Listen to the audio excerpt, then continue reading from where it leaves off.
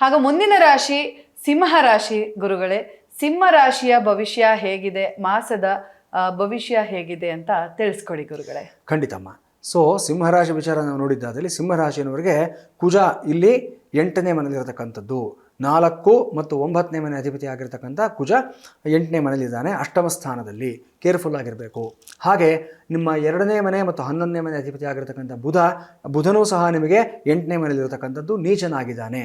ಮತ್ತು ರವಿ ನಿಮಗೆ 9ನೇ ಮನೆಯಲ್ಲಿ, ನಿಮ್ಮ ರಾಷ್ಟ್ರಾಧಿಪತಿ ಆಗಿರತಕ್ಕಂಥ ರವಿ 9ನೇ ಮನೆಯಲ್ಲಿ ಉಚ್ಚ ಸ್ಥಾನದಲ್ಲಿದ್ದಾನೆ. ಇದು ತುಂಬ ಒಳ್ಳೆಯ ರಿಸಲ್ಟ್ಸ್ ಕೊಡುವಂಥ ಒಂದು ಪ್ಲೇಸ್ಮೆಂಟ್ ಆಗಿರುತ್ತೆ. ಶುಕ್ರನೂ ಅಷ್ಟೇ ನಿಮಗೆ ರಾಶಿಯಿಂದ 10ನೇ ಮನೆಯಲ್ಲಿ ಕರ್ಮಸ್ಥಾನದಲ್ಲಿರೋದ್ರಿಂದ ಸಾಕಷ್ಟು ಲಾಭಗಳನ್ನು ತಂದುಕೊಡ್ತಾನೆ. ಕುಜ ಬುಧ ತರತಕ್ಕಂಥ ಕೆಡಕಗಳನ್ನ, ಸಮಸ್ಯೆಗಳ ಬಗ್ಗೆ ಮೊದಲು ನೋಡೋಣ ನಾವು. ಸೊ ಕುಜ ನಿಮಗೆ 9ನೇ ಮನೆ ಮತ್ತು 4ನೇ ಮನೆ ಅಧಿಪತಿಯಾಗಿ 8ನೇ ಮನೆಯಲ್ಲಿ ಕೂತ್ಕೊಂಡಿರುವಾಗ ನಿಮ್ಮ ಸುಖಕ್ಕೆ, ನಿಮ್ಮ ಮಾನಸಿಕ ನೆಮ್ಮದಿಗೆ ಕೊರತೆ ಬರುವಂಥ ಒಂದು ಸಾಧ್ಯತೆಗಳಿರುತ್ತೆ. ಕೆಲವು ಜನ ಮೈಂಡ್ ಗೇಮ್ಸ್ ಪ್ಲೇ ಮಾಡ್ತಾ ಇರ್ತಾರೆ. ಸೊ ನಿಮ್ಮನ್ನು ಶಾರೀರಿಕವಾಗಿ ಬಗ್ಸೋಕ್ಕಾಗಲ್ಲ, ನಿಮ್ಮ ಪೊಸಿಷನ್ ಅಲ್ಲಾಡ್ಸೋಕ್ಕಾಗಲ್ಲ ಅಂತ ಹೇಳಿ ನಿಮ್ಮ ಮೇಲೆ ಇಲ್ಲದೇ ಇರತಕ್ಕಂಥ ಎಮೋಷನಲ್ ಬ್ಲ್ಯಾಕ್ ಮೇಲಿಂಗ್ ಮಾಡೋದಕ್ಕೆ ನೋಡ್ತಾ ಇರ್ತಾರೆ. ಈ ಸಮಯದಲ್ಲಿ ಈ ಥರ ಸಮಸ್ಯೆಗಳು ಜಾಸ್ತಿ ಆಗುತ್ತೆ. ಜೊತೆಲೇ ಇದ್ಕೊಂಡು ನಿಮ್ಮ ಮೇಲೆ ಇಲ್ಲದೇ ಇರೋಂಥ ಆರೋಪಗಳನ್ನ ತರುವಂಥದ್ದು, ಸೈಕಲಾಜಿಕಲ್ ಆಗಿ ನಿಮ್ಮನ್ನು ಕುಗ್ಗಿಸೋದಕ್ಕೆ ಒಂದಷ್ಟು ಜನ ಪ್ರಯತ್ನ ಮಾಡ್ತಾ ಇರ್ತಾರೆ. ಅವ್ರಿಗೆ ಮಾತು ಕೊಡೋದಕ್ಕೆ ಹೋಗಬೇಡಿ. ನೀವು ಎಷ್ಟು ಮಾತು ಕೊಡ್ತೀರಾ ಅಷ್ಟು ಸಮಸ್ಯೆಗಳು ಜಾಸ್ತಿ ಆಗ್ತಾ ಹೋಗುತ್ತೆ, ನಿಮ್ಮನ್ನೇ ಕೆಟ್ಟವ್ರನ್ನ ಮಾಡಿಬಿಡ್ತಾರೆ. ಸೊ ಈ ವಿಷಯದಲ್ಲಿ ಮಾತ್ರ ತುಂಬ ಕೇರ್ಫುಲ್ ಆಗಿರಬೇಕಾಗತ್ತೆ ನೀವು. ಇನ್ನು ಬುಧ ನಿಮಗೆ 8ನೇ ಮನೆಯಲ್ಲಿ 11ನೇ ಮನೆ ಅಧಿಪತಿ ಆಗಿರತಕ್ಕಂಥ ಬುಧ ನೀಚನಾಗಿದ್ದಾನೆ. ತುಂಬ ದೊಡ್ಡ ಮಟ್ಟದ ವ್ಯವಹಾರಗಳನ್ನು ಈ ತಿಂಗಳಲ್ಲಿ ಮಾಡೋದಕ್ಕೆ ಹೋಗಬೇಡಿ.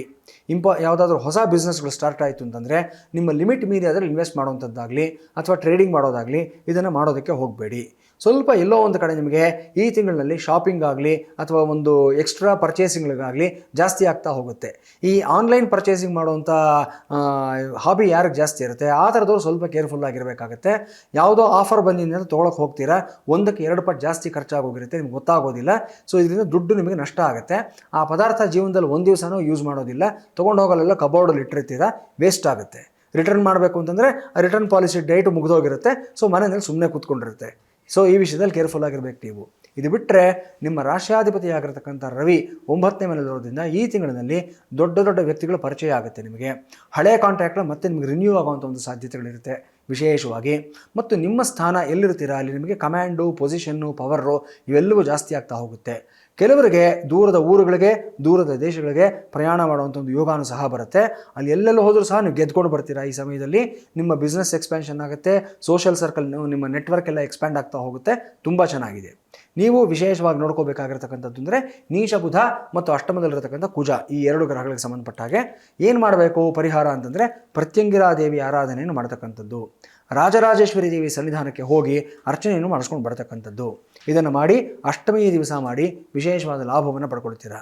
ಅದೇ ಪ್ರಕಾರ ನೀಚ ಬುಧನ ಒಂದು ದೋಷದಿಂದ ಹೊರಗಡೆ ಬರಬೇಕು ಅಂತಂದರೆ ಲಕ್ಷ್ಮೀನಾರಾಯಣ ಹೃದಯ ಪಾರಾಯಣವನ್ನು ಮನೆಯಲ್ಲಿ ಯಾರಾದರೂ ಒಳ್ಳೆ ಪುರೋಹಿತರನ್ನು ಕರೆಸಿ ನಿಮ್ಮ ಮನೆಯಲ್ಲಿ ಒಂದು ಸಾಯಂಕಾಲದ ಸಮಯ ಇದನ್ನು ಮಾಡಿಸಿ ವಿಶೇಷವಾದ ಲಾಭವನ್ನು, ಅನುಕೂಲಗಳನ್ನು ಪಡ್ಕೊಳ್ತೀರಾ. ಮತ್ತು ವಿಶೇಷವಾದ ಮಂತ್ರ ಯಾವುದಾದ್ರೂ ಇದ್ರೆ ತಿಳಿಸ್ಕೊಡಿ ಗುರುಗಳೇ. ಖಂಡಿತಮ್ಮ. ಸಿಂಹರಾಶಿಯವರಿಗೆ ಮಂತ್ರ ಅಂತ ನಾವು ತೆಗೆದುಕೊಂಡಾಗ ಅಷ್ಟಮದಲ್ಲಿರತಕ್ಕಂಥ ಕುಜ, ಈ ಕುಜನ ಒಂದು ದೋಷದಿಂದ ಹೊರಗಡೆ ಬರಬೇಕು ಅಂತಂದರೆ ಇಲ್ಲಿ ದೇವಿಗೆ ಸಂಬಂಧಪಟ್ಟಂಥ ಮಂತ್ರಗಳನ್ನ ಯಾವುದನ್ನು ಪಾರಾಯಣ ಮಾಡ್ಕೊಳ್ತೀರಾ ಅದೇ ನಿಮಗೆ ಲಾಭವನ್ನು ಕೊಡುವಂಥದ್ದು. ಖಡ್ಗಮಾಲಾ ಸ್ತೋತ್ರ, ಅಪರಾಜಿತಾ ಸ್ತೋತ್ರ, ಈ 2 ಸ್ತೋತ್ರಗಳನ್ನು ಪ್ರತಿದಿನ ಹೇಳ್ಕೊಳ್ಳೋದ್ರಿಂದ ಸಾಕಷ್ಟು ಲಾಭ, ಅನುಕೂಲಗಳು ಬರುತ್ತೆ ನಿಮಗೆ. ಅದೇ ಪ್ರಕಾರ ಸುಬ್ರಹ್ಮಣ್ಯ ಕವಚ ಅನ್ನತಕ್ಕಂಥದ್ದು, ಇದನ್ನು ಹೇಳ್ಕೋಬೋದು. ಇಲ್ಲ ಅಂತಂದರೆ ದೇವಸೇನಾಯ ಶರವಣ ಭವಾಯ ತುಭ್ಯಂ ನಮಃ, ಈ ಮಂತ್ರವನ್ನು, ಸುಬ್ರಹ್ಮಣ್ಯ ಸ್ವಾಮಿಗೆ ಸಂಬಂಧಪಟ್ಟ ಮಂತ್ರ ಮತ್ತೊಮ್ಮೆ ಹೇಳ್ತಾ ಇದ್ದೀನಿ. ದೇವಸೇನಾಯ ಶರವಣ ಭವಾಯ ತುಭ್ಯಂ ನಮಃ, ಈ ಮಂತ್ರವನ್ನು ಹೇಳ್ಕೊಳ್ಳಿ. ಪ್ರತಿದಿನ 6 ಬಾರಿ ಜಪವನ್ನು ಮಾಡೋದನ್ನು ರೂಢಿ ಮಾಡ್ಕೊಳ್ಳಿ. ವಿಶೇಷವಾದ ಬದಲಾವಣೆಯನ್ನು ಕಂಡುಕೊಳ್ತೀರಾ ನೀವು. ಧನ್ಯವಾದ ಗುರುಗಳೇ. ಸಿಂಹ ರಾಶಿ ಬಗ್ಗೆ ತುಂಬ ವಿಶೇಷವಾಗಿ ತಿಳಿಸ್ಕೊಟ್ಟಿದ್ದೀರಾ.